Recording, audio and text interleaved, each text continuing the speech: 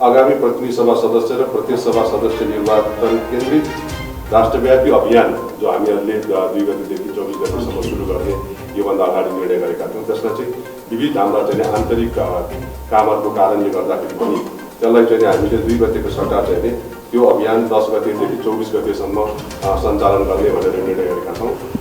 र म अध्यक्षको नाताले मेरो चुनौती नेताहरूलाई के गरी मिलाउने भन्ने चुनौती आजको सबभन्दा ठुलो चुनौती भएको मैले देख्छु। नेताहरू मात्रै मिलाउन सक्ने र एक ढिक्का भएर यो पार्टीलाई फेरि नेतृत्वमा स्थापित गर्ने भन्ने हो भने जनतामा दुःख छैन। नागरिकको स्वास्थ्यमा हुने खर्च जुन छ अहिले हामी भन्छौँ नि त्यो यतिजना मान्छेले यति पैसा खल्तीबाट खर्च गर्छ भने त्यो खर्च गर्ने कुरा यदि हामीले घटाउन सकेनौँ भने पुग्ने भनेको त अन्तर्राष्ट्रिय स्ट्यान्डर्ड हो नि। हाम्रो देशले पनि 2 लक्ष्य विकास 2030सम्ममा देशका सबै क्षेत्रमा यहाँ पुर्याउनु भनेको छ नि।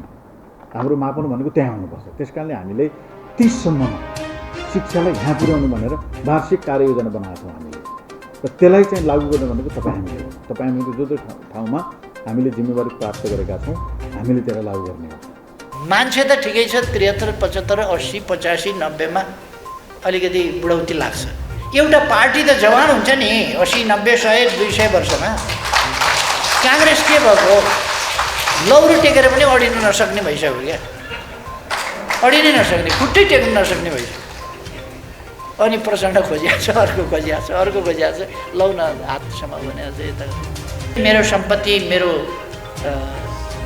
हक लाग्ने जति सम्पत्ति मैले राज्यलाई दान गरेँ भन्ने अर्को नेता निस्किए हुन्छ नि त। त्यो निस्किने हिम्मत छैन, गर न दान, गर त ल। कुनै पार्टीको कुनै नेता अध्यक्ष शेरबहादुर देउवाजीलाई म भन्छु ल त सम्पत्ति दान गर्नुहोस् त। आच्छा प्रचण्डलाई भन्छु म गर्नुहोस् त। माधव कुमार नेपाललाई भन्छु 10 थरी फाइफुटिया कुरा किन गर्ने, सम्पूर्ण सम्पत्ति राज्यलाई ल। एउटा सामान्य नियमित प्रक्रिया मात्रै नसम्झौँ। आउने निर्वाचनलाई